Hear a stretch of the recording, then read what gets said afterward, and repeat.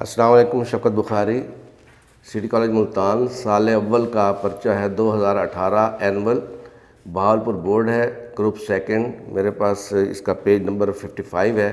یہ آپ کا لیکچر نمبر 12 ہے. پہلا سوال ہے، مضمون سر سید کے اخلاق و خصائل کس کتاب سے ماخوذ ہے؟ تاریخ ادب اردو، مقالات سر سید، حیات جاوید، یادگار غالب. حیات جاوید سے ہے، حال ہی کا لکھا ہوا ہے. یہ حیات جاوید سوانح ہے سر سید کی، جو حال ہی نے لکھی ہے. حافظ صمد نے راجہ صاحب کی سالانہ آمدن کا کیا اندازہ لگایا؟ 1.5 لاکھ، 1.5 2 لاکھ، 2 2.5 لاکھ، 2.5 3 لاکھ. 2.5 3 لاکھ انہوں نے کہا تھا کہ راجہ صاحب کی آمدنی ہے سالانہ 2.5 3 لاکھ. حضرت قمر کہتے ہیں 8 10 لاکھ ہونی چاہیے یا 20 لاکھ ہونی چاہیے. التصریف کا فرانسیسی زبان میں ترجمہ کب ہوا؟ 1541، 1857، 1881، 1497. 1497 صحیح جواب ہے. 1881، 1881. لیکارک نے یہ فرانسیسی ترجمہ کیا تھا.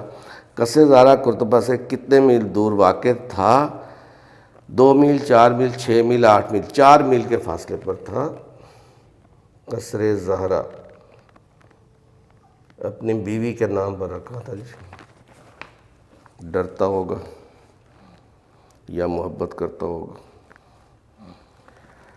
علامہ محمد اقبال نے کس رسالے میں اکبر الہ آبادی کے اشعار پڑھے؟ زمانہ، ایسٹ ویسٹ، مخزن، نقاد. زمانہ میں پڑھے تھے.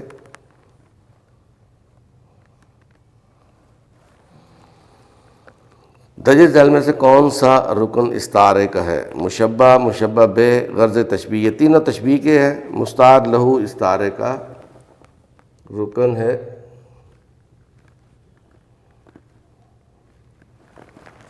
جس کے لیے لفظ ادھار لیا جاتا ہے مستعار لہو. استعارہ کے حقیقی اور مجازی معنوں میں کون سا تعلق پایا جاتا ہے؟ مشبہ کا، تشبیہ کا، تلمیح کا، مستعار لہو کا. تشبیہ کا تعلق ہونا چاہیے، یعنی جس سے لفظ ادھار لیں اور جس کے لیے لفظ استعمال کریں، ان دونوں کے درمیان کوئی نہ کوئی مشترک صفت ہونی چاہیے. تشبیہ کے لغوی معنی کیا ہیں؟ اشارہ کرنا، چھین لینا، ادھار لینا، مانند قرار دینا. صحیح جواب ہے مشابہ قرار دینا، مانند قرار دینا. آسان ہے، سب کو آتا ہوگا انشاءاللہ. تلمیح کس زبان کا لفظ ہے؟ آسان سوال. عربی زبان کا لفظ ہے. کئی دفعہ آ چکا. کتنا امپورٹنٹ ہے. بعض دفعہ یہ سوال بھی بچے غلط کر جاتے ہیں. حیرت ہوتی ہے، پتہ نہیں ذہنی طور پر کہاں ہوتے ہیں. مقطع کے لغوی معنی کیا ہیں؟ نکلنے کی جگہ، کاٹنے کی جگہ، اٹھنے کی جگہ، چیرنے کی جگہ. کاٹنے کی جگہ یہ ایک دفعہ میں پہلے بھی بتا چکا ہوں. یہ بھی اس میں ظرف مکان ہے. مکان جگہ کو کہتے ہیں، کاٹنے کی جگہ. مطلع ہوتا ہے مثنوی میں، مرثیے میں، غزل میں، رباعی میں. غزل میں ہوتا ہے جی. رباعی کے تو ویسے ہی 4 مصرے ہوتے ہیں. مثنوی بہت طویل ہوتی ہے. مرثیہ تو کسی بھی حیت میں لکھا جاتا ہے، مسدس کی حیت میں لکھا جاتا ہے. میر انیس نے مسدس کی حیت میں، یعنی 6 مصروں میں ایک ایک بند ہوتا ہے. جیسے آپ کے سلیبس میں ہے میدان کربلا میں صبح کا منظر، اس میں 6 مصرے ہیں. آج سین میں جھاڑو نہیں، پھیرا پھیری، پھیرے پھیرائی. پھیری جھاڑو مؤنث ہے، اس لیے پھیری آئے گا. غزل میں وہ الفاظ، یہ کہاں سے پڑھ دیا میں نے؟ یہ پھیری جو ہے یہ اگلے سوال کا جواب ہے. 12واں سوال ہے، آتش نمرود کیا ہے؟ استعارہ، کنایہ، تلمیح، روزمرہ۔ آتش نمرود تلمیح ہے، یعنی وہ آگ جو نمرود نے جلوائی تھی تاکہ حضرت ابراہیم کو اس میں ڈالا جا سکے۔ اور تیرواں سوال ہے،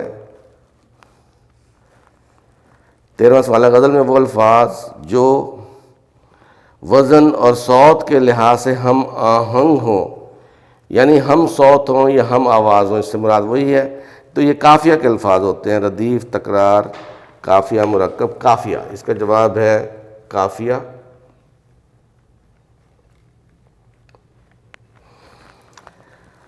یہ 14واں سوال تھا جو میں پہلے لکھ گیا تھا، آج سر میں جھاڑو نہیں پھیری۔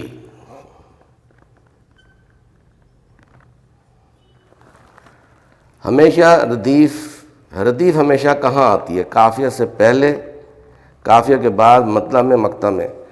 قافیہ کے بعد۔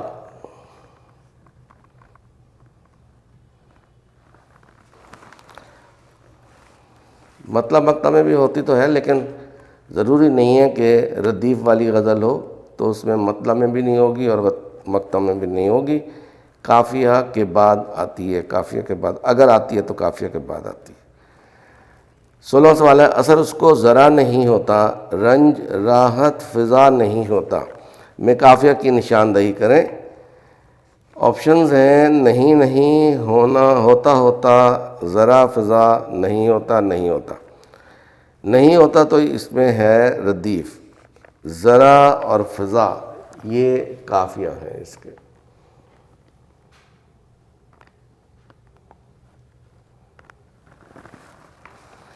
بال جبریل چھپ، گئی ہے، گیا ہے، گئی ہیں، گئے، گئی۔ بال جبریل کتاب ہے اور کتاب مؤنث، واحد مؤنث، انورٹڈ کاماز میں دی ہوئی ہے، بال جبریل۔ اقبال کی کتاب ہے، غزلیات ہیں شاید اس میں۔ اختر کی بیوی بہت ہے، لڑاکا، لڑاکی، لڑاکو، لڑاکی، لڑاکا۔ عورت کے لیے بھی لفظ لڑاکا کا آتا ہے، لڑاکا ہے۔ بچے کو قبض ہو گئی، ہو گئے، ہو گیا، گیا۔ قبض مذکر ہے، بچے کو قبض ہو گیا۔